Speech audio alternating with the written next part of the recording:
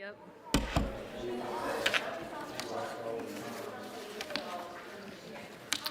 Good morning. Please stand and join me for "'Tis a Gift to Be Simple," number 16 in the hymnal. We're going to be singing through it twice.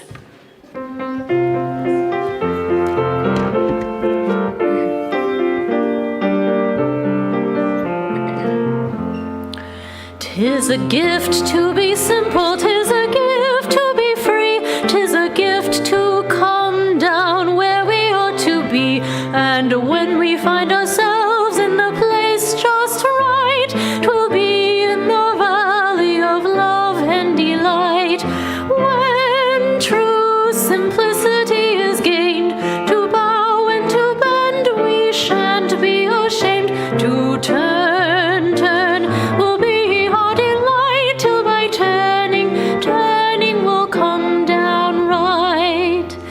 'Tis a gift to be simple, 'tis a gift to be free, 'tis a gift to come down where we ought to be, and when we find ourselves in the place just right, 'twill be in the valley of love and delight, when true simplicity is gained, to bow and to bend we shan't be ashamed, to turn will be our delight, till by turning will come down right.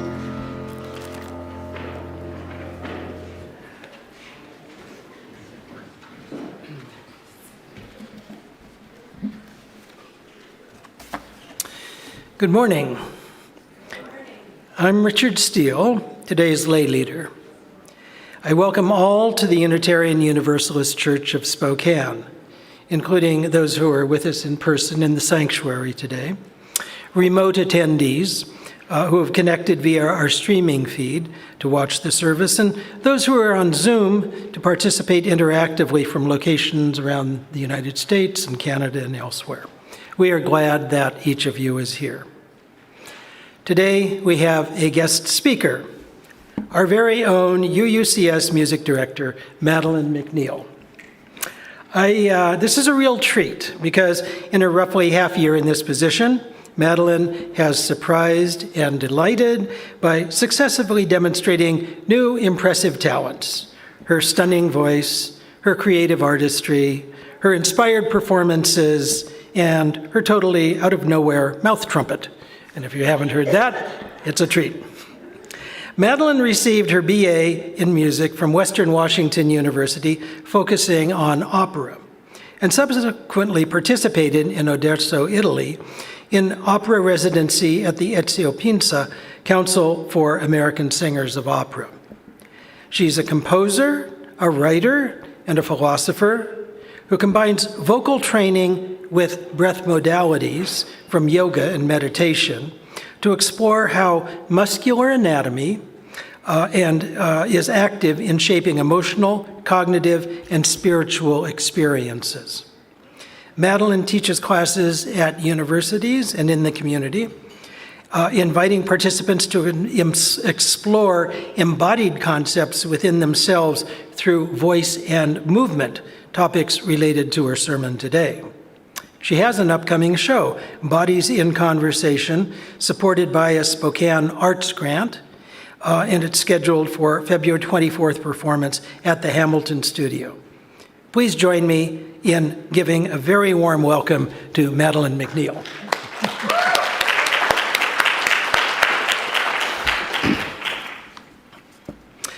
Whether you are in our sanctuary today or watching from afar, it is here that we join to create a nourishing religious home with a mission to champion justice, diversity, and environmental stewardship in the wider world, or as we say more concisely, to create community, find meaning, and live justice, or work for justice, some say, and they're both right.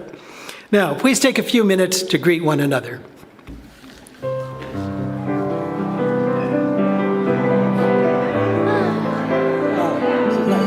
Nice to see all of the people. The woman who's in the purple, I just talked with her. She didn't know that I was speaking today, but someone brought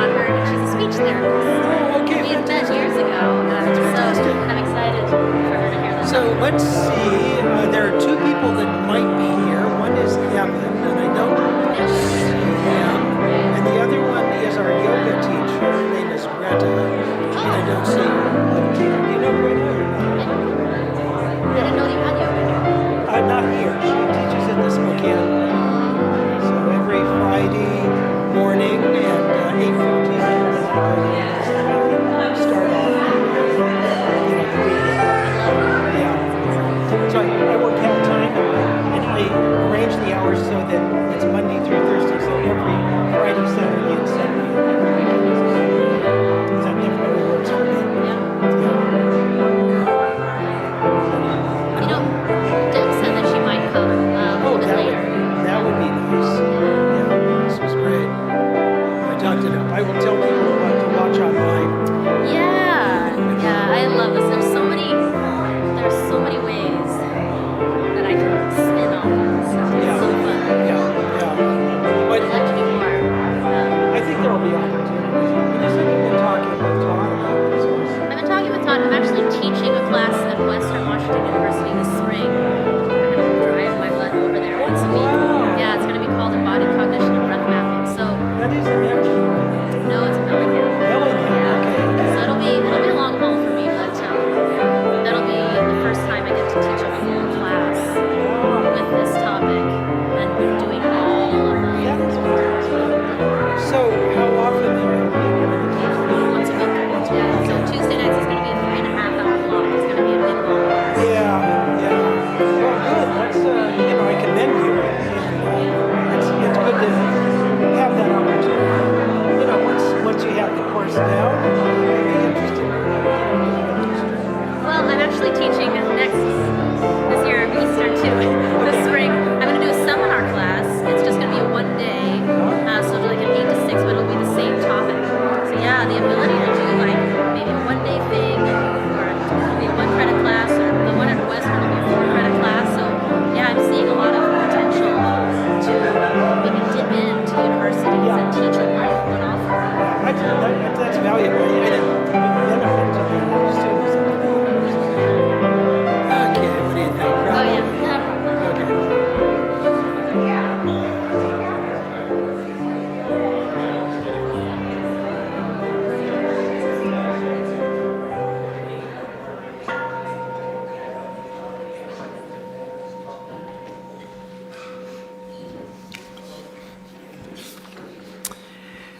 We turn now from our informal greetings to formally begin our service by lighting our chalice, the symbol of Unitarian Universalism, of our unity and solidarity, of our openness and inclusion, of our community and individuality.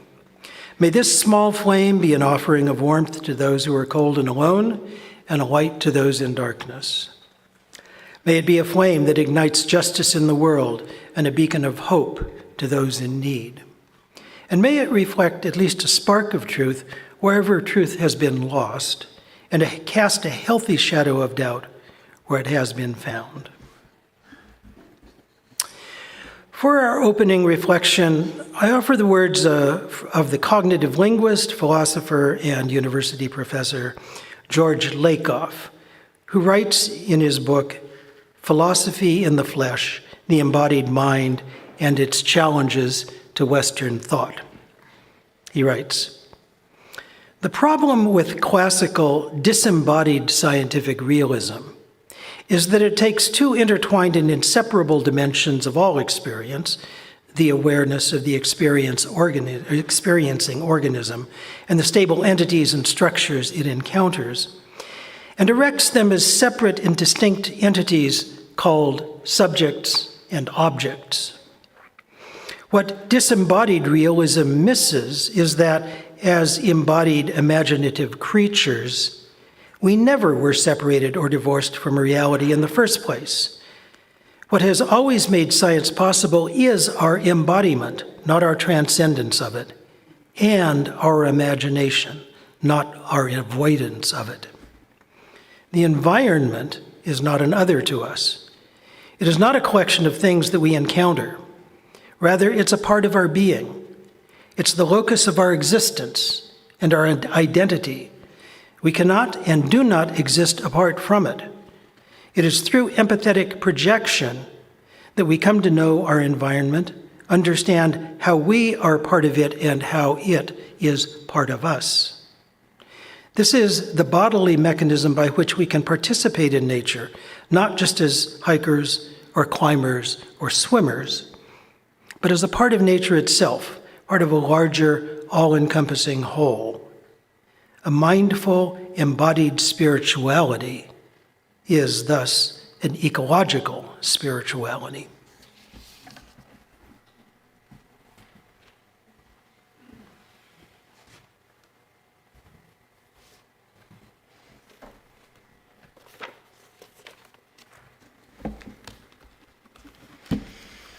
I'm following that reading with a song about feeling lost and not a part of anything. So this is a song that you can sing to exercise out some of those feelings of loneliness that you might have. You can please stand. It's number 97. Sometimes I feel like a motherless child.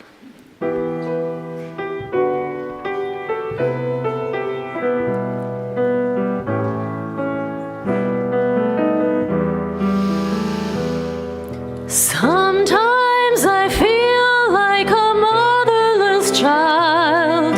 Sometimes I feel like a motherless child. Sometimes I feel like a motherless child, a long way from home, a long way from home. Sometimes I feel like I have no friend. Sometimes I feel like I have no friend. Sometimes I feel like I have no friend. A long way from home. A long way from home. Sometimes I feel like I'm almost gone. Sometimes I feel like I'm almost gone. Sometimes I feel like I'm almost gone. A long way from home.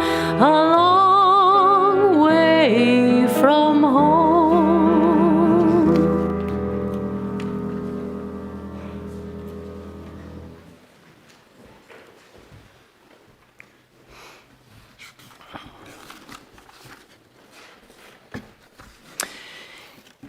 Each time we gather as a congregation, there are always those who are with us in our hearts and minds, and whom we want to wrap in our love and care.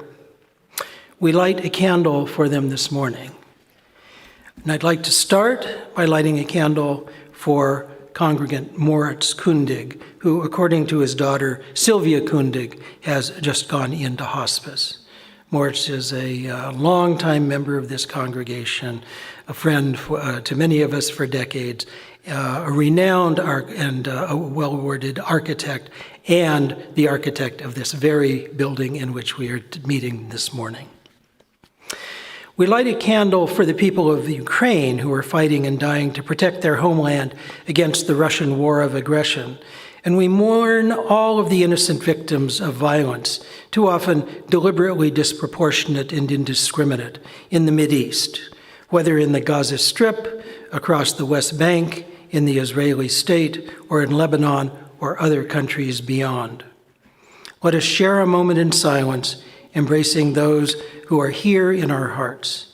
You are welcome to say their names, those named aloud, and those remembered in the silence we hold in our community of compassion. People of Palestine. Mary. Lord.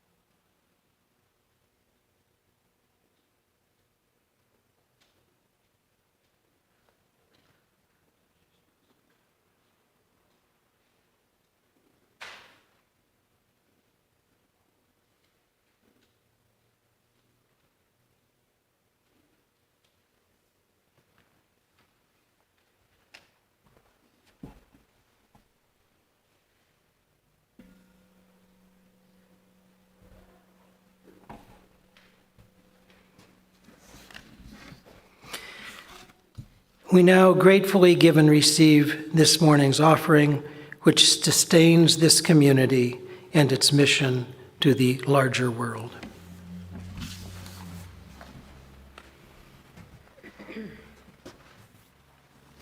For offertory, I'm going to sing a song that I wrote. Might get you in the thinking mood.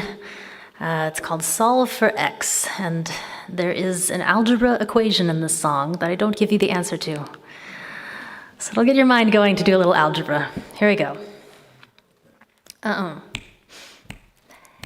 In the deep, dark recesses of my apartment, I think about the things that I can't be, and I wish I could figure what to do about it. I want to solve for me. Solve for me, I'd say I'm intelligent. The variables are there, I just gotta work. I'm like 3x plus 4 equals 7. Now I just gotta solve for x. Solve for x, move the 4 right over, and all I gotta do is divide by 3. I'll stare into space until I get it. I want to solve for me. Solve for me, move the 4 right over, and all I gotta do is divide by 3. It's just so simple, then why can't I get it? Why can't I solve for x? I solve for x, I'm gonna keep a trying, I'm not gonna stop, I don't care what you say, well maybe for a minute I'll stop and rest. I'm going to solve for x, mouth trumpet.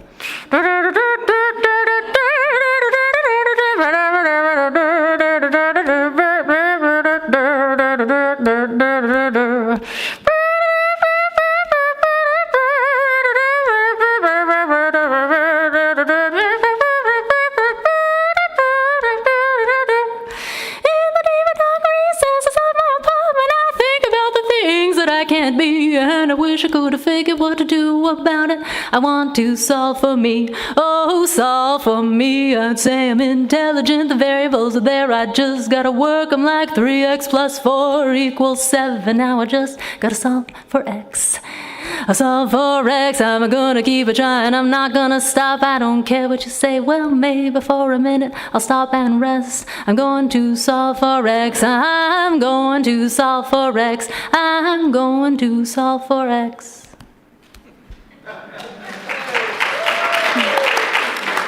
Anybody get the answer? 1. Oh, you got it. Good job.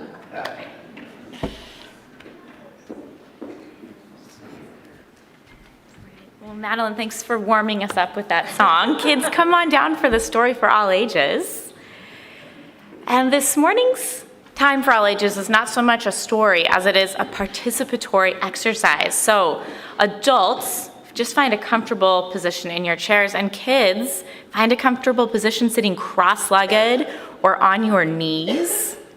Madeline is going to be talking quite a bit later in the service about breath and bodies, and in Children's Chapel today we're actually going to do some yoga to connect with our own bodies. So we're going to get started with some breath work. And there are 3 different kinds of breathing exercises that we'll do together.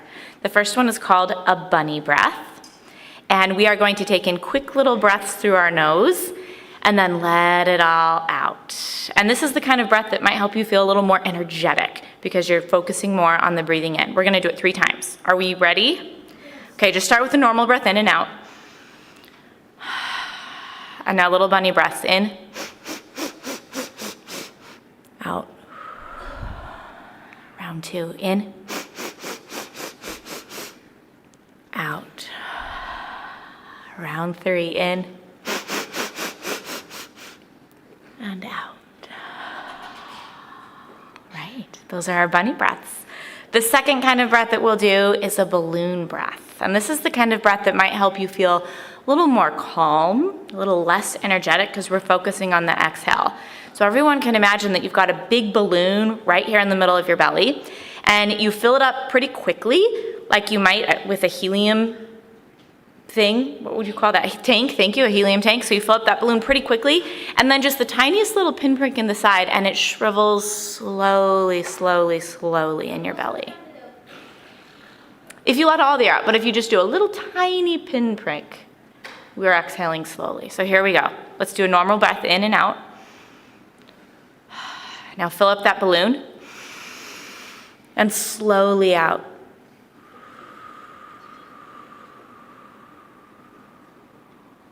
2 more times. In, out.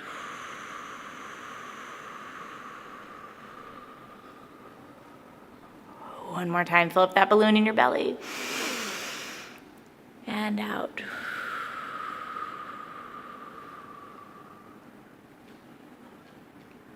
Right.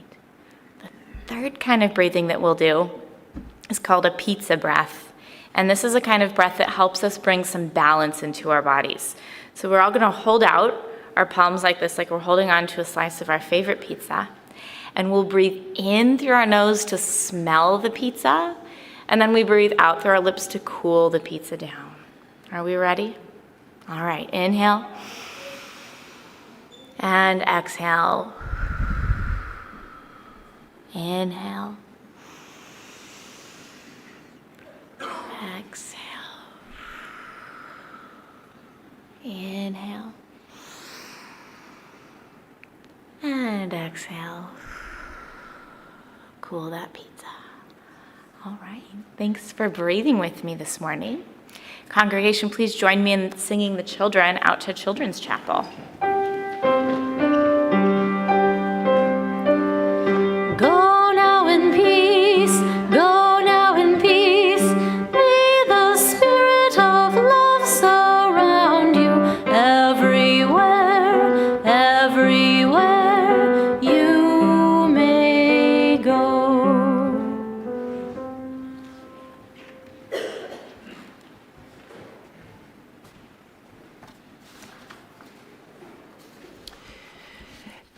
As we prepare for meditation, I invite you to find a comfortable position, relax, breathe deeply, and reflect on these words from psychiatrist, educator, and author Bessel van der Kolk regarding mirror neurons in humans. And mirror neurons are neurons in our own brains which are activated when we see someone else experiencing or doing something, and those same mirror neurons, those same neurons are being activated in their brains. Kolk writes, "It became clear that mirror neurons explained many previously unexplainable aspects of the mind, such as empathy, imitation, synchrony, and even the development of language. One writer compared mirror neurons to neural Wi-Fi. We pick up not only another person's movement, but her emotional state and intentions as well. When people are in sync with each other, they tend to stand or sit in similar ways, and their voices take on the same rhythms. But our mirror neurons also make us vulnerable to each other's negativities. So we respond to another's anger with fury, or may be dragged down by their depression."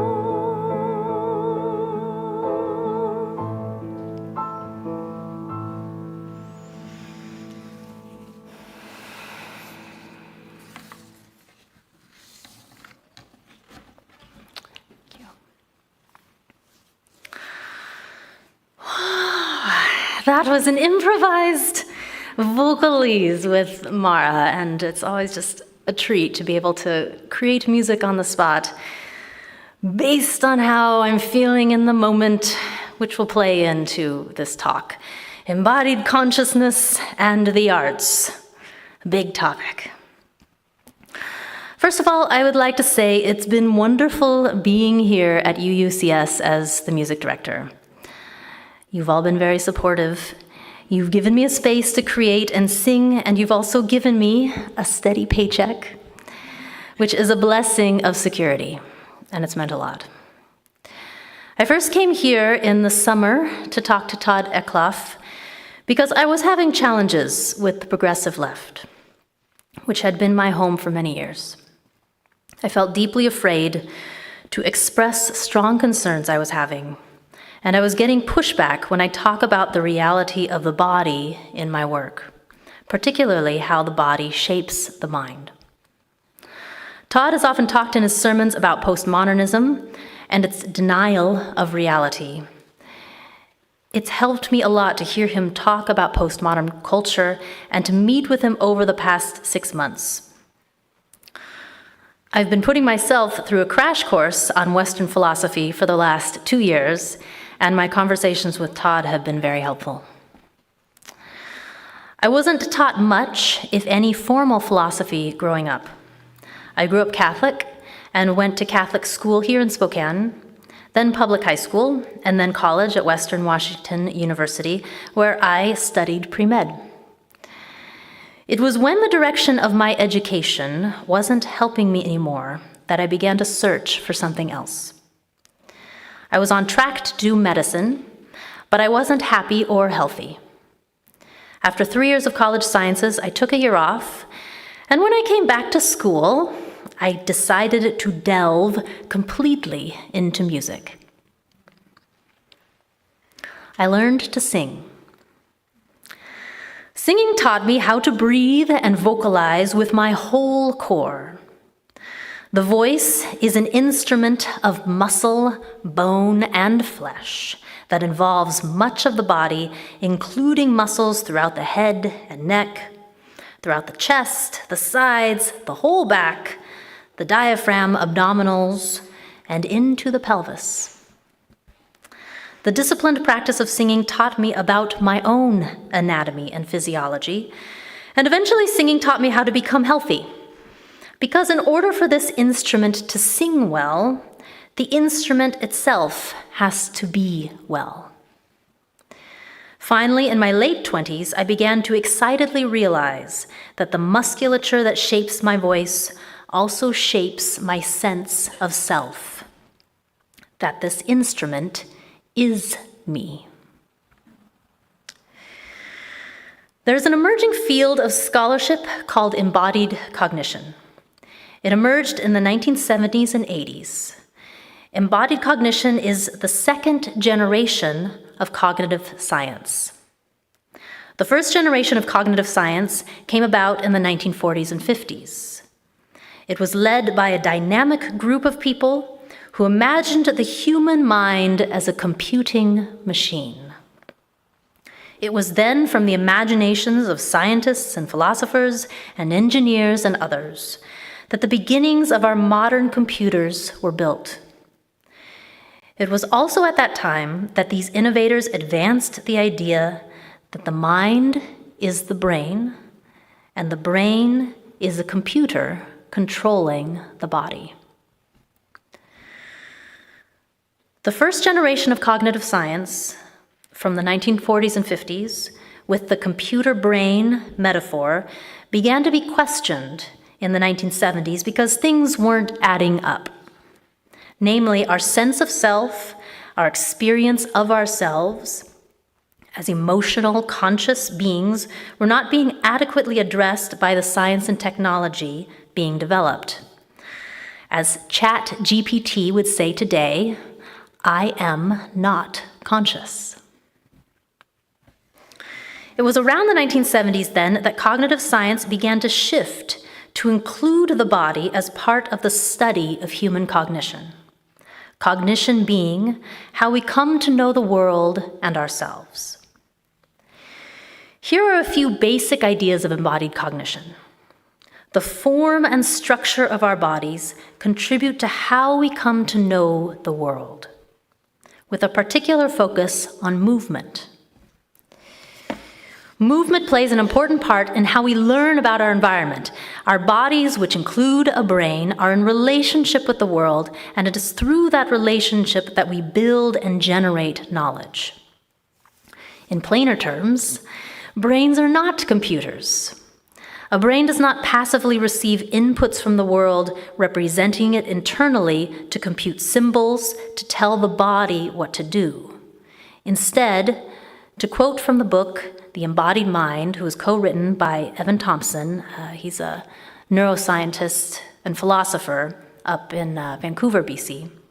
The quote is, "Brains can be seen to operate on the basis of massive interconnections in a distributed form, so that the actual connections among ensembles of neurons change as a result of experience." That's the end of the quote. So, although there are areas of the brain that correspond to certain bodily processes, it's a mistake to think of the brain as having rigidly self-contained computing modules that individually process information. Rather, neuronal activity of the brain is highly interactive, distributed across many areas as part of a sense-making process as we, as whole bodies, interact with our environments. So, if the self is not a brain located in the head, then what and where is the self? Or perhaps I should ask, what and where is our sense of self? I'd like to propose some different ways of conceptualizing our sense of self, beginning with a quote from the book Feeling and Knowing by neuroscientist Antonio Damasio. "The nervous system, including its natural core, the brain, is located in its entirety within the territory of the body proper, and is fully conversant with it. As a consequence, body and nervous system can interact directly and abundantly. Nothing comparable holds for the relation between the world external to our organisms and our nervous systems. An astonishing consequence of this peculiar arrangement is that feelings are not conventional perceptions of the body, but rather hybrids, at home in both body and brain." Where I'm going with this is that our sense of self can be felt in our bodies and simultaneously be part of a hybrid process with the brain and the rest of the nervous system. It is this conversation of activity, I'd say, that creates a sense of self.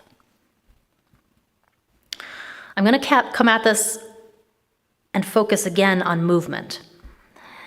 Muscles are around 40% of our body mass.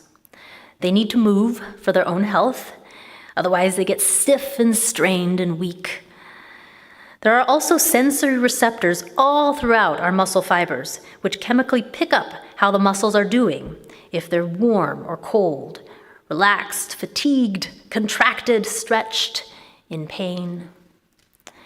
And there are sensory receptors to help us determine how the muscles are oriented in space. So for example, if I put my hand behind my head and kind of wheel it around, and then strike a pose somewhere, by feeling the different sensations throughout my fingers and throughout my hand, I can get a pretty good idea of how it's oriented, which fingers are below, which fingers are on top, and I could probably draw a fairly good picture based on how the hand is feeling and the orientation. This is due to the proprioceptors and the sensory receptors throughout the muscles. So the same is true with athletes and with dancers. We can tell the orientation of our bodies through these movement receptors throughout our musculature.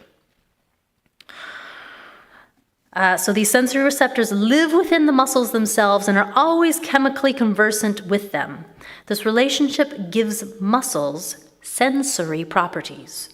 Just like skin has sensory properties, In other words, not only do muscles move, they feel. For me, singing is movement.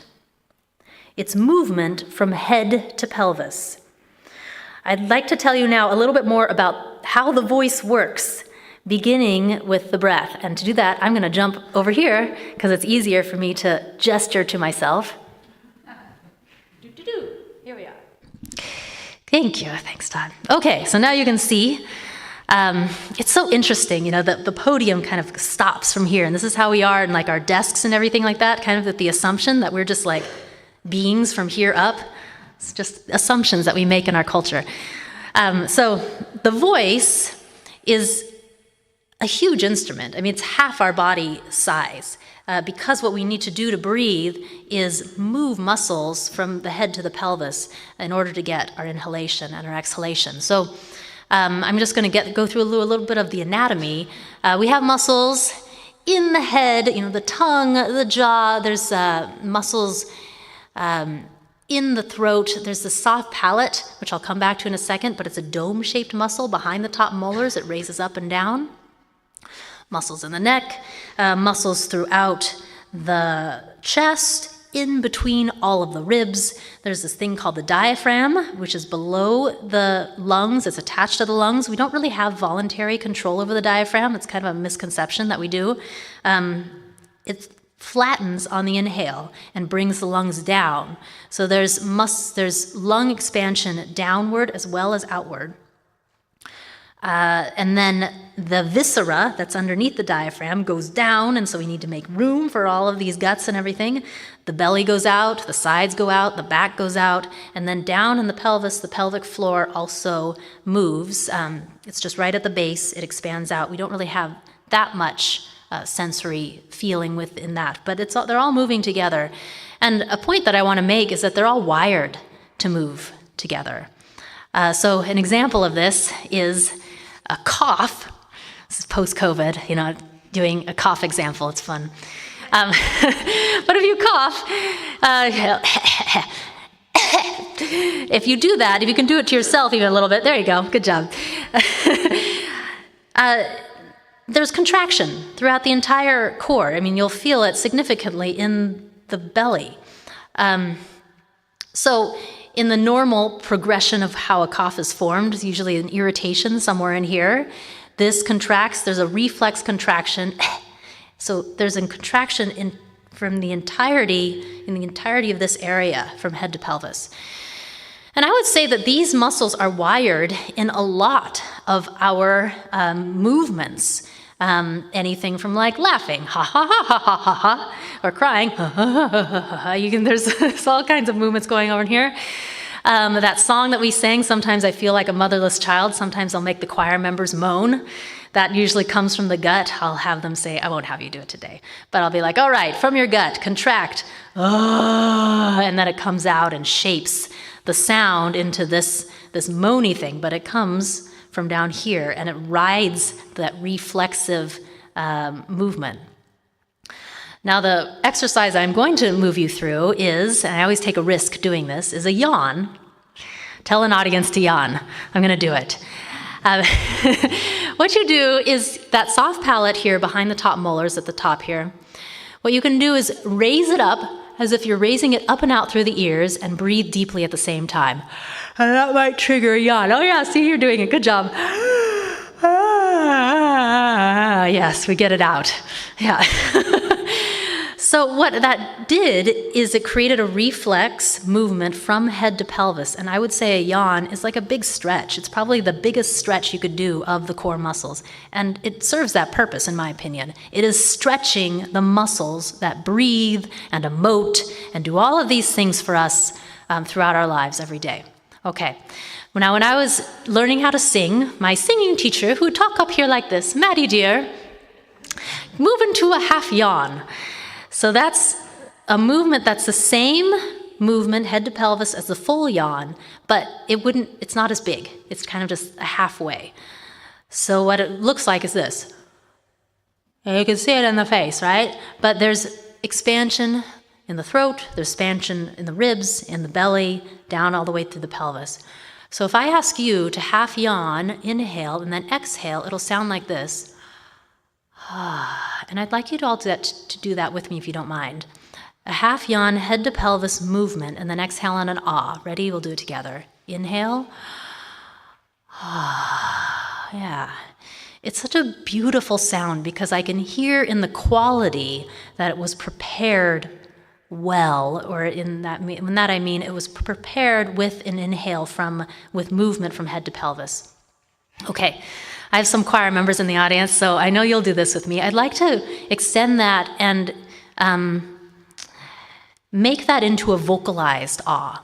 So we'll do it on this pitch, ah, and we'll do it 3 times. We'll inhale with a half yawn pose and exhale on an ah 3 times together with a breath in between. So here we go. Inhale, half yawn. Ah, and inhale, head to pelvis, and exhale. Ah, and one more time. Inhale. Ah, okay, lovely. So you're getting a sense, I hope, that the instrument here that I'm talking about, the voice, is this big and includes muscular movement throughout. I'm going to give you now a little bit about voice technique. This applies to all singers. I learned it learning how to sing opera. What it is, it's a little trick. It's a big trick, actually. What it is when I inhale, this diaphragm is kind of like a rubber band. It flattens on the inhale, pulls the lungs down, but it wants to spring back up. So what I do is I expand the ribs by engaging the intercostals, which are between the ribs. The ribs are like on hinges at the spine. And when I contract the intercostals, the ribs go up. And I use the serratus anterior muscles also to keep the ribs out. That keeps the diaphragm from springing back up. So when I expand here and exhale, the abdominals take over. And I now have a lot of conscious or voluntary control to regulate the air, the stream of air. So I can do stuff like this. Expand, expand. And it's all controlled from here, a steady stream of air that's being controlled from down below. Now this took me 20 years to learn how to do. It takes a long time, and it's powerful. It's a great party trick. But that's part of the technique that's learned. It's very movement. I mean, it's all movement oriented. It's learning how to move the air, move the breath through the musculature. Okay, I'm going to jump back. Something also just to note is that muscles get tense. So muscles, they're like slinkies. The segments get closer together when they contract. They get further apart when they expand out. They're constantly going like this. Sometimes they get tense and they just stay tight. And that can happen throughout, the entire body, all the muscles, including the core.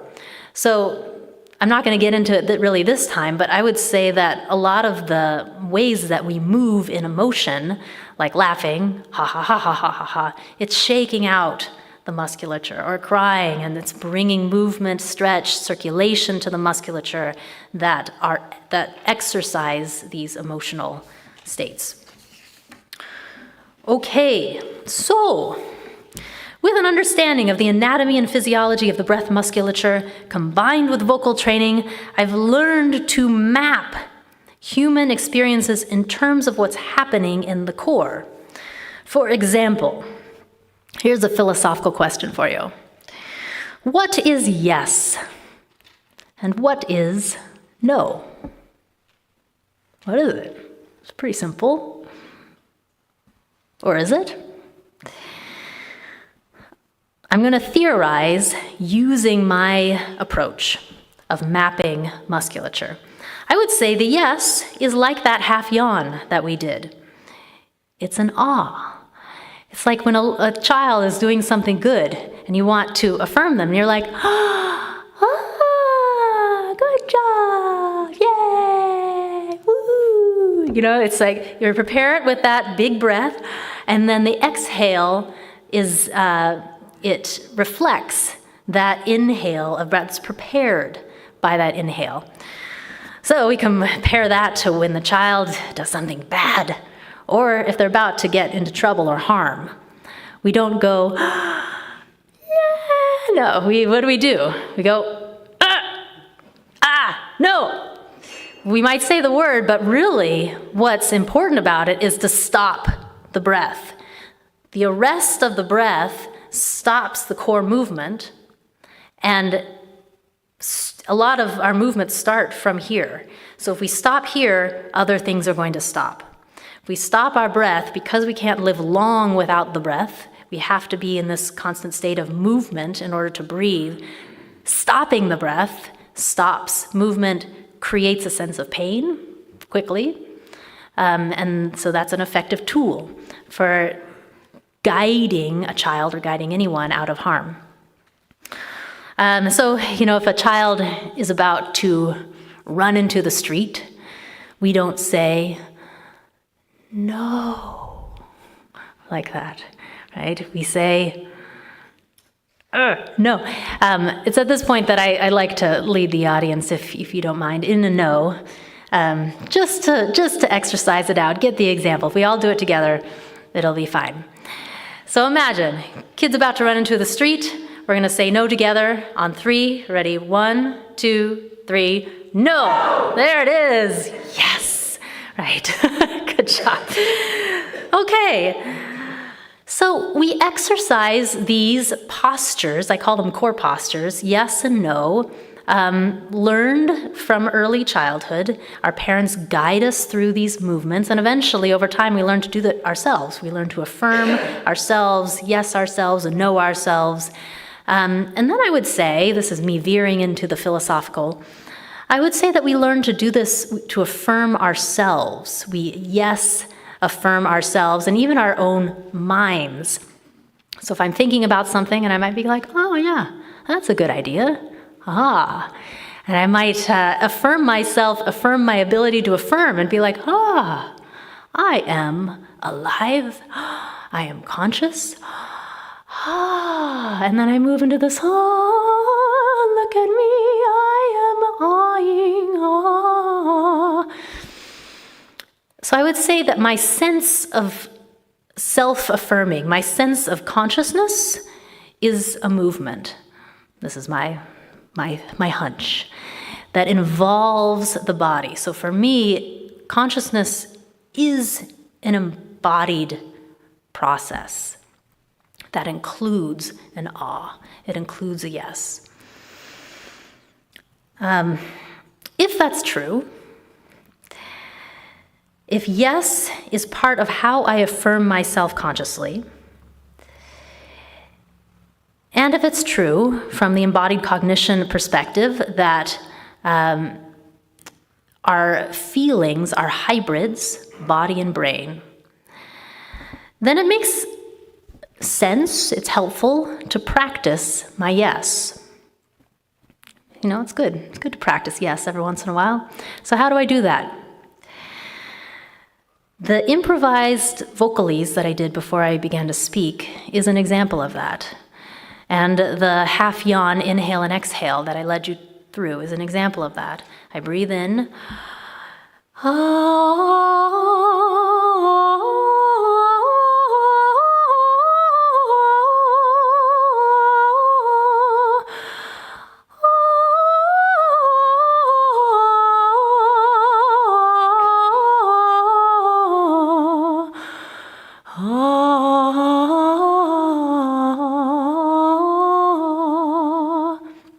It has this chant quality to it.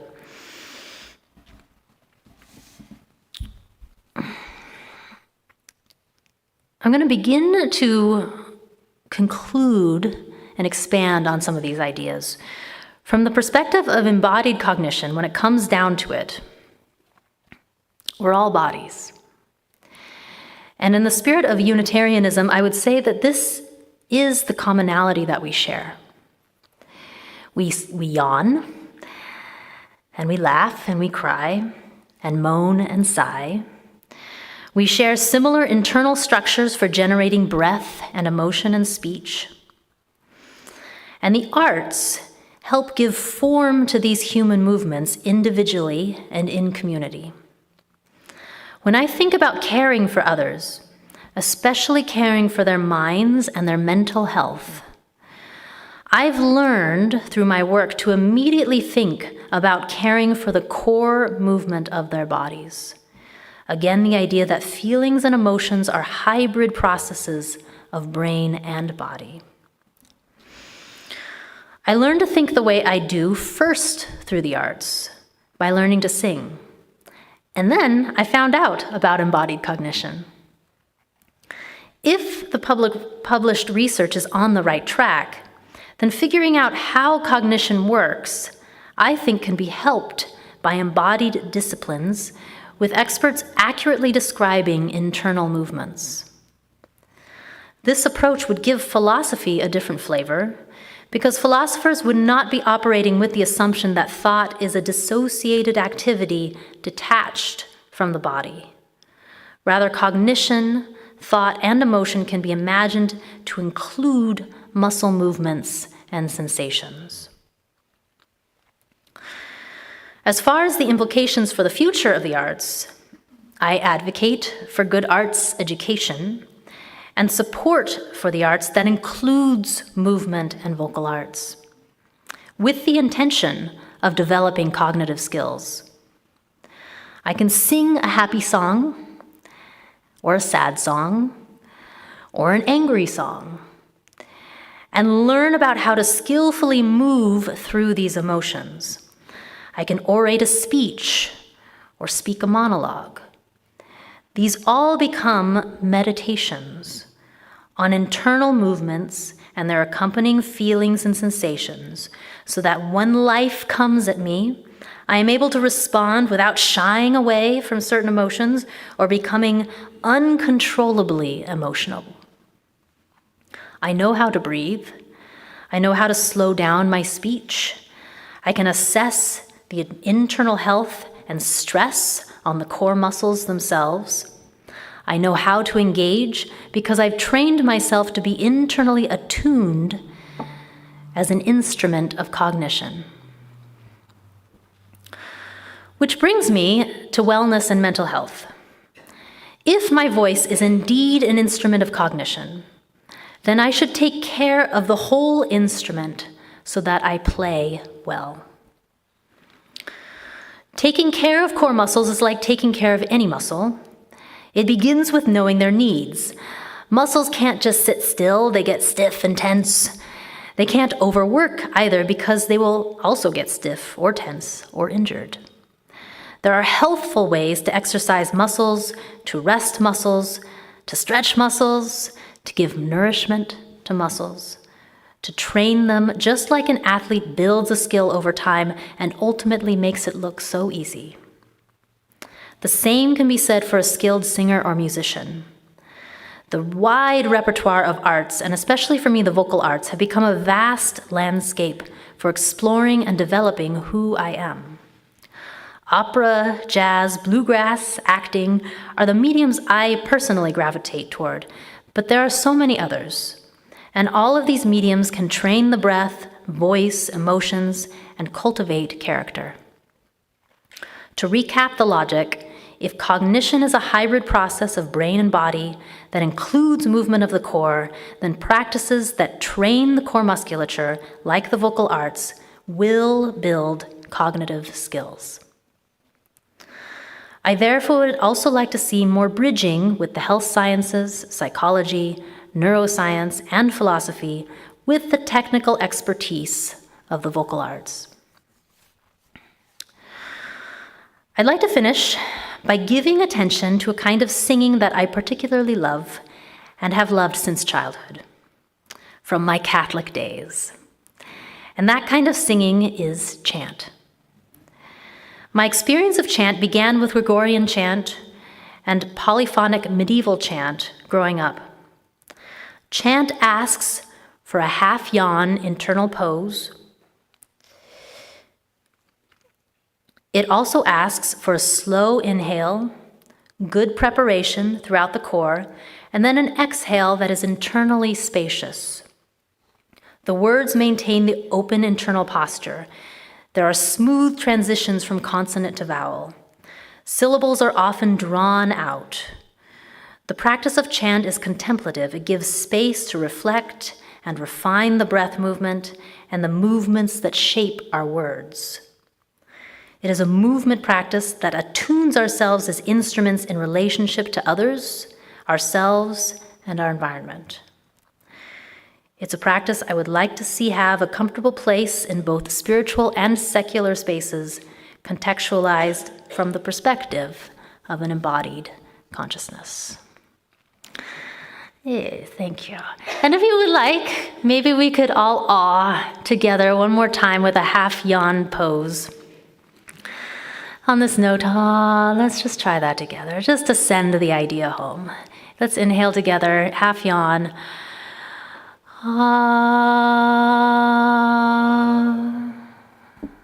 Thank you.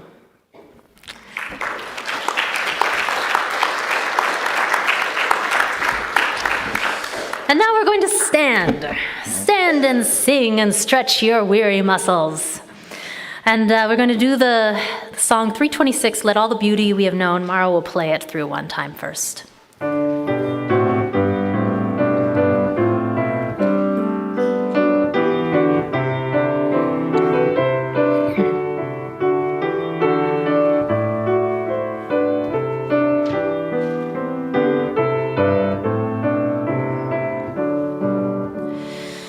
Let all the beauty we have known illuminate our hearts and minds, rejoice in wonders daily shown, in faith and joy and love that binds. We celebrate with singing hearts the loveliness of sky and earth, the inspiration of the arts, the miracle of every birth. Life's music and its poetry surround and bless us through our days. For these we sing in harmony, together giving thanks and praise.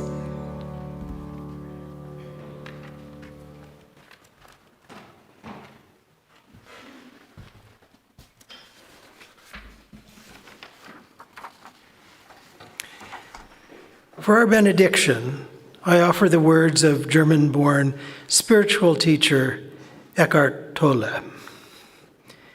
Be the silent watcher of our thoughts and behavior. You are the beneath the thinker. You are the stillness beneath the mental noise. You are the love and joy beneath the pain. Amen. Blessed be. Salam alaikum and shalom.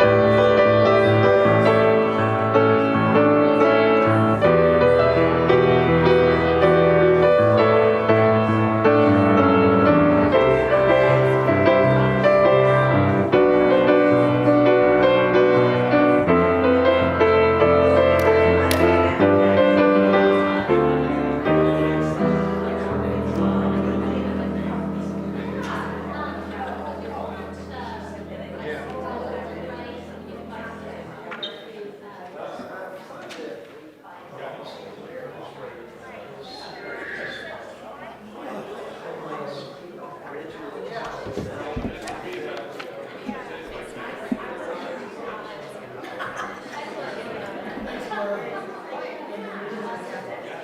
you, Maura. Stellar as always.